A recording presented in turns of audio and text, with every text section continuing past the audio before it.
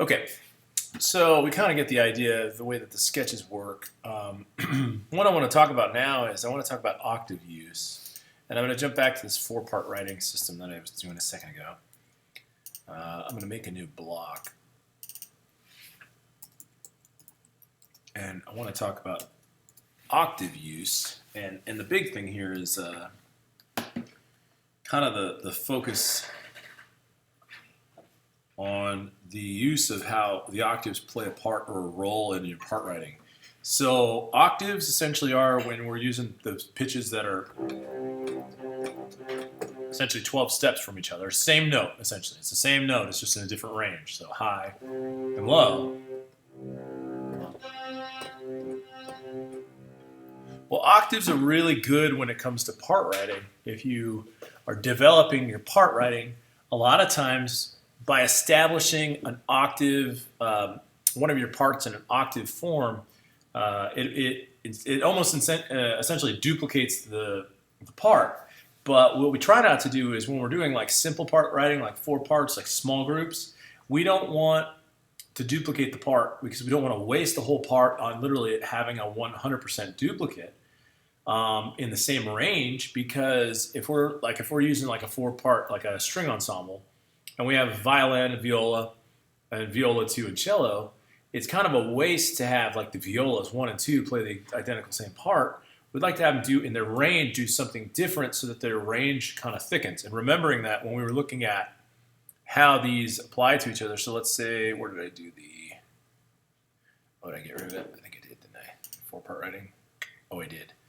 Okay, so let me go back to here. So when we look at it in this form, remembering that, I'm just going to borrow this. Remember that when we're trying to build a wide and a very big sound, we can't have these parts too closely associated with each other. So what I'm going to do is I'm going to copy paste these all in the same part just so you can see them. And you can make some form of decision based upon what you see.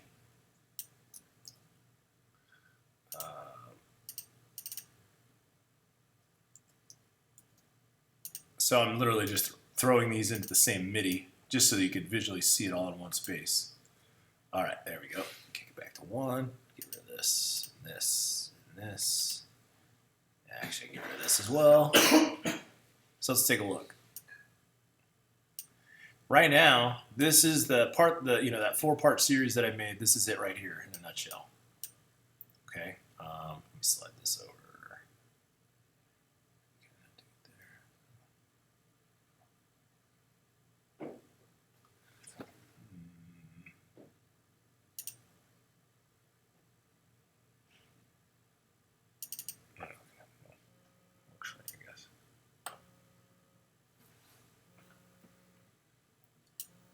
Hold on 1 second. Let me just check that this isn't. Hey. Yeah, on the island, underneath the apples, kind of near there. Got it. You got it. Bye. All right. So, taking a look at this part, what we're looking for is we're looking to see how wide this is. Does that make sense? So when we're looking and we're talking about octaves, one of the things we have to be aware of is this fulfilling a good spectrum? Now, let's break it down to audio engineer terms, okay? Because pitch is equivalent to frequency. When we change pitches and we change octaves in these ranges, what we're really doing is we're fulfilling the frequency spectrum. Does that make sense? Yeah. So like if I was to go to show this EQ spectrum window and I play this, oh wait, did I mute it? Oh, I did mute it. Mute this one. Actually, let's do master section.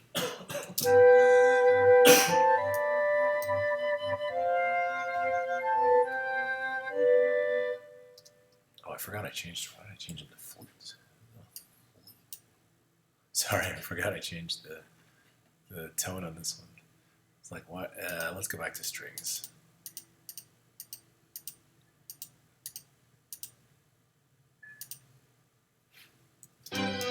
There we go. So when you're looking at the spectrum analyzer, you're thinking, hey, when you make these parts bigger based upon octaves, what you're actually doing is you're developing the spectrum in a manner that allows it to be more fulfilled. So if I was to go look at these parts, let's slide this over so it'll loop correctly. If I go look at these individual parts, any one of these guys, if we were to have taken these up the octave and not spaced them down here like they are, you'll see what happens to the spectrum.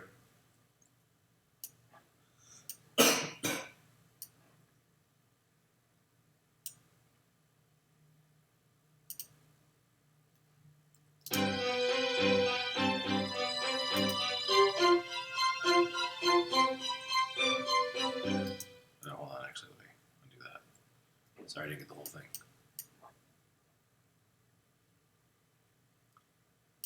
Actually, you know what? While we're here, I'll just do it like this. I'm going to do these in phrase sets, okay? So the original first bar.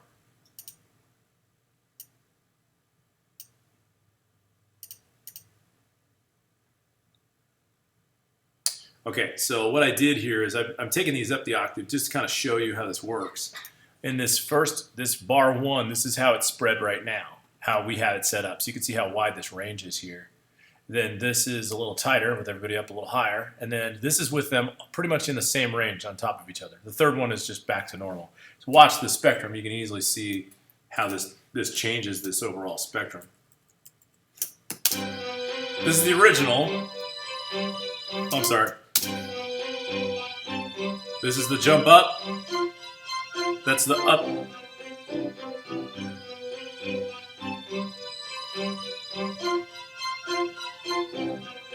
See how much low end we're losing? And then all of a sudden we lose that low mid range.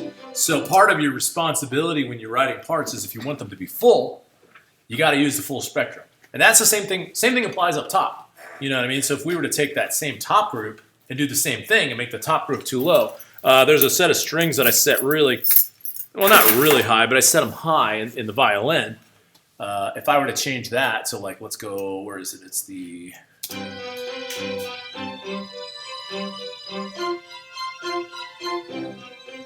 Oh, it's this group right here. It's this section right here. If I were to take this group right here and drop them down, you'd see the same thing happen in the opposite form. So you go apply that. See how tight that is right there? And all of a sudden you're missing all this.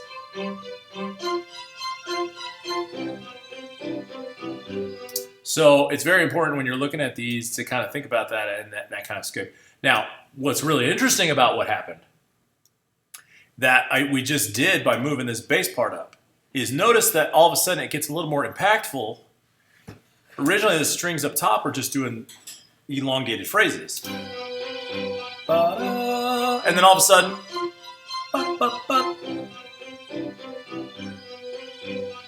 so what you're seeing here is a little bit of the way that the brightness will actually work in our favor. So I'm going to get rid of this for now. When we talk about octaves and how those octaves can be used, this was our original phrase set down here, okay? One thing we could do is we could say, all right, well, what we'd like to see happen octave-wise, I'm going to close this. Actually, let me, here's what I'll do. I'm going to duplicate this so I can still have it nearby. I'm going to take this back to what the original melody was, okay? And I'm pretty sure it was this one.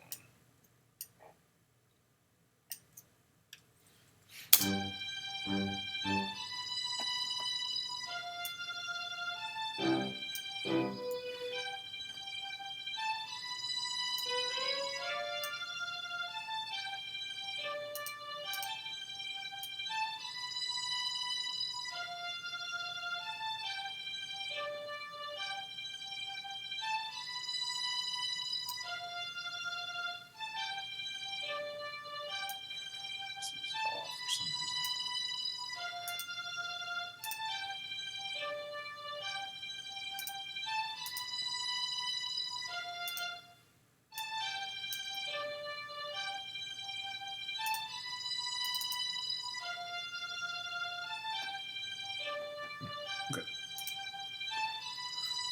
All right, so when we look at these particular parts, one thing we can do with these is kind of nice about the way this sketch is set up, is we could elect, I'm going to go ahead and move, actually let's move this one down. So this is everybody combined. I'm just going to have it out of the way. What I'm going to do is I'm going to copy all these parts here. Okay? Everybody already has their part. Let's take a look at it real quick as a whole.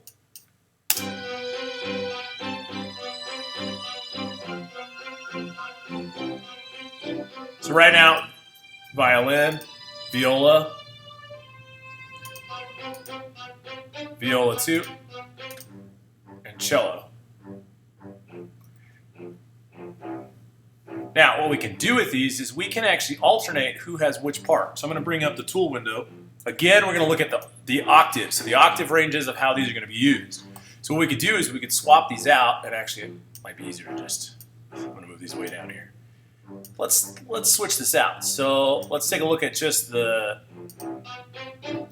part.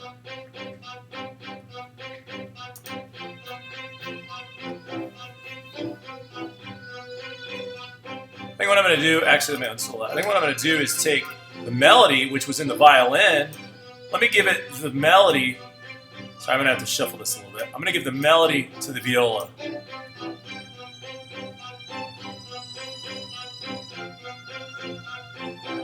And maybe we could decide a couple things. We could say, well, let's put the bass line in the violin.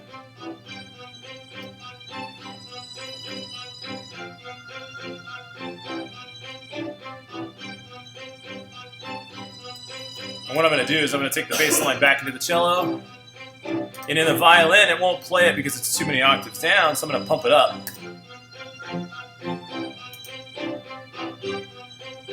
Hear it up there? It's doing this octave. It's the same part, it's just shifted up the octave. So here's this variation.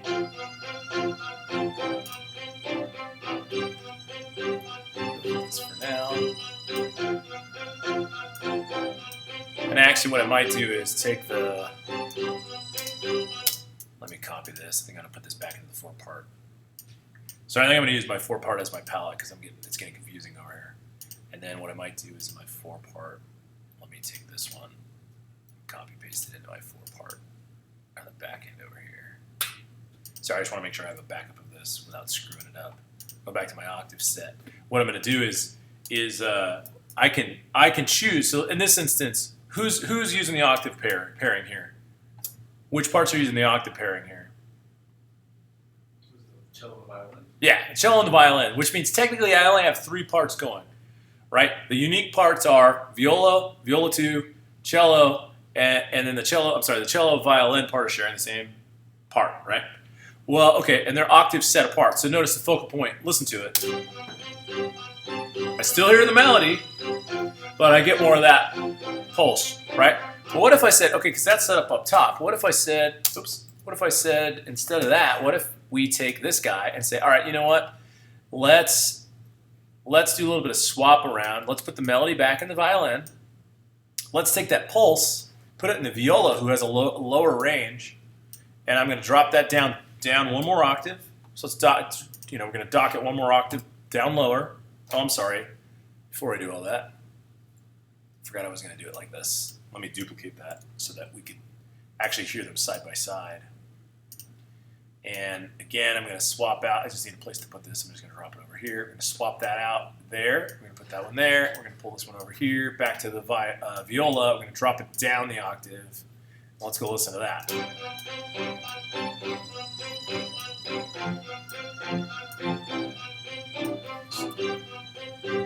So this one's with it up top. Now it's going to switch, invert these 2 parts. These ones right here. And actually this one in the viola should have been down an octave.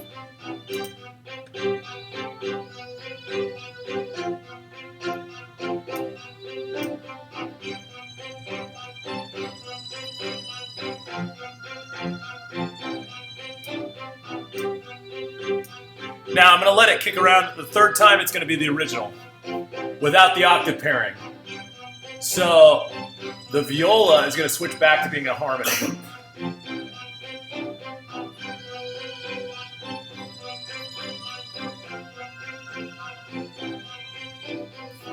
Okay, so let's take a look at this. Now, when you're, I don't know if you remember inverted chords. Inverted chords were essentially like when you would take a triad and instead of having the C, like let's say it was a basic C major chord and it was C, E, G, instead of having the C be on the bottom, you would have it still be C, E, G, but the lowest note would be E, and then you'd have it go to G, and then you'd have an octave up of the C with no octave down of the C. So it feels like the lowest note is E with that C up top instead of down low. It's up top. Has a bit of a different feel. We do the same thing with these parts. And what I did with this, I don't know if I even explained it when we did it. When I originally wrote the harmony, I put the harmony on the viola, and it's very typical to do this. I left the melody as the highest pitched line. The harmony is technically it's technically a thirds above the melody, but instead of using it in the octave above, I dropped the octave down, so it's still note-wise it's harmony, but it's actually pitch-wise an octave down, which means it's on the viola underneath the melody. So it's still technically playing the notes that would be above it, but it's playing them down below, so it's not taking away from the power or the energy of the melody. So what I'm going to do now is I'm going to keep swapping these around so that we have a little more energy from these parts. So let's try one more set. One that I liked when I heard it earlier. I'm going to get rid of this for a second. One that I liked when I heard it earlier was this set with this part as an octave up. So what I'm going to do is I think I'm going to do, let's see, let's try.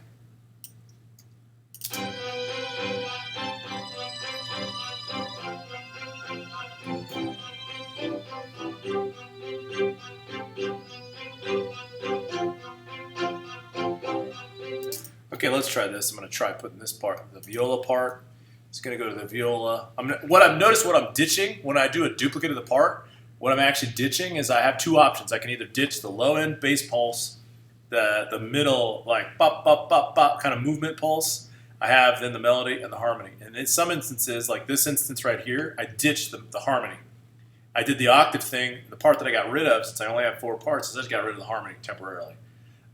Technically, you can keep the harmony if you're willing to get rid of one of these pulsing parts down below. So what I'm actually doing is, again, I'm going to ditch the harmony. And the viola had the harmony. I moved the melody from here to here, and I dropped the octave. I'm going to ditch the main melody up top, and in lieu of that, I'm going to steal this pulsing part, and I'm going to take it up the octave. Now notice the difference. Notice the difference here as I play this. This time it's going to be a mid-range octave. It's this part.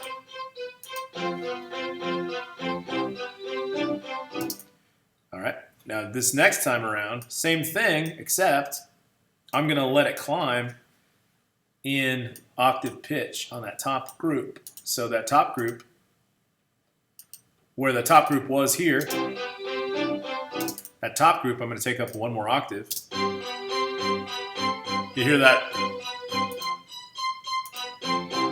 So I'm listening to this back to back.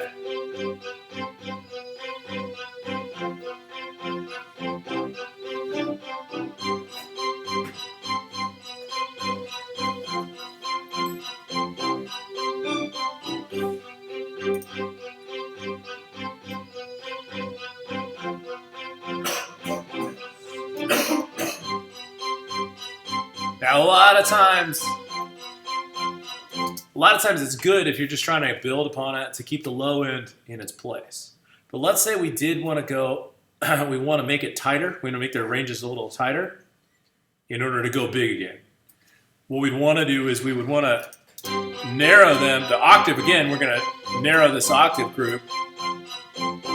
What I'm going to do in this passage is I'm going to tighten them up. And what that means is I'm going to take the low end higher. I'm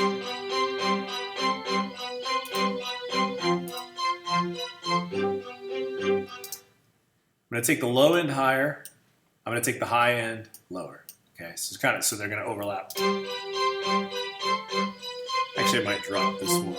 I might drop this one back to where it was. I think that went a little too high.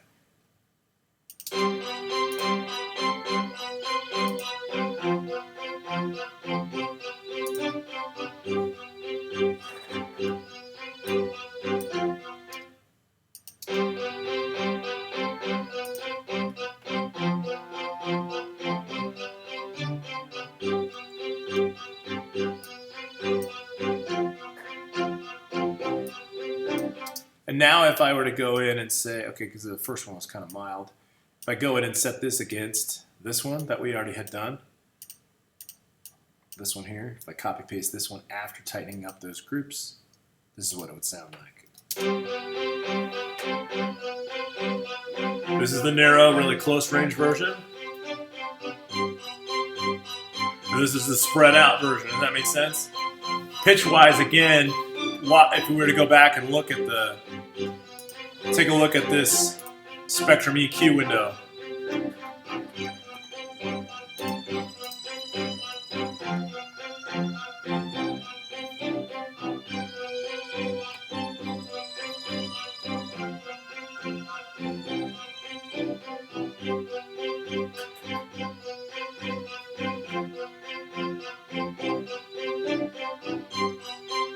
Seeing more energy up top.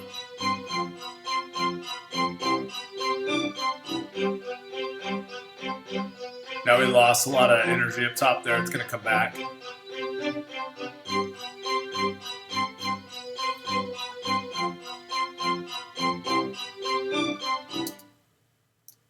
And then, of course, you know, if we were to do this, and it depends on how you want to do this, but if you were to elect, you know, we like that setup. At the end of this version, we kind of want to make it kind of go back to some just very basic parts. We might just say, all right, well, we'll drop down to maybe just these last two parts by themselves to kind of, again, reestablish that hook.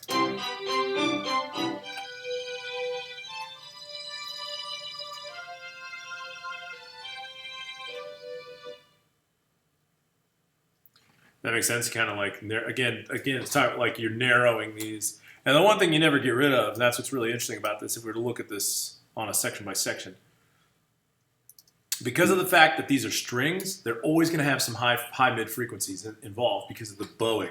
So like even if when we look at the cello by itself, you notice, oh wow, you know, there's still low end, there's still high frequency present in this, just because of the fact that we have the bowed string thing happening. Sorry, I moved these markers real quick. You know, so when you're looking at that, you still see some of that.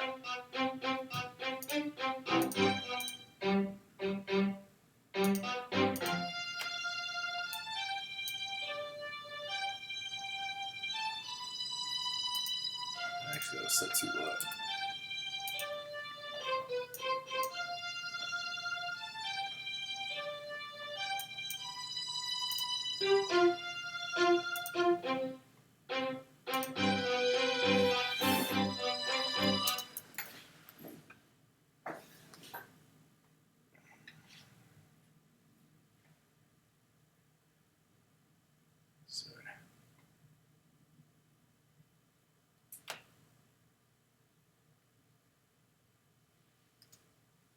One quick second.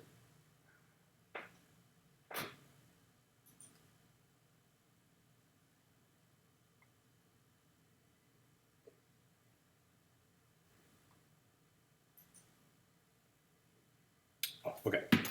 So in terms of the octave range, you kind of see how that works out in terms of moving some of those parts around.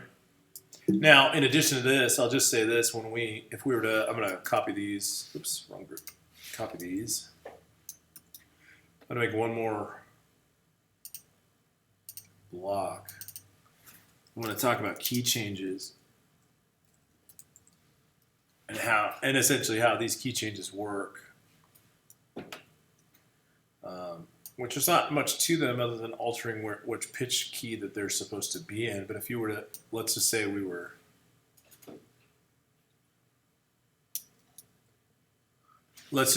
were here and we start off, you know, these were originally written in the key of C. So here's the first phrase.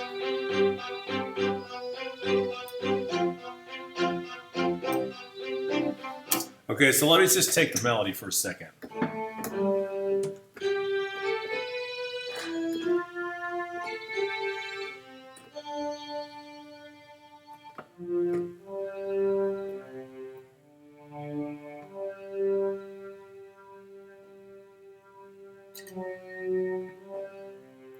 Oh, I'm sorry, we're actually in the key of G. What I'm going to do is, if I modulate that, if I drop this higher or lower, or it's not modulation, if I change the key, there's a couple of things that we can do with it. So we talk about, actually, what was our last? We were talking about octaves. Actually, let me stop this real quick. I'm going to jump into key changes in a new one.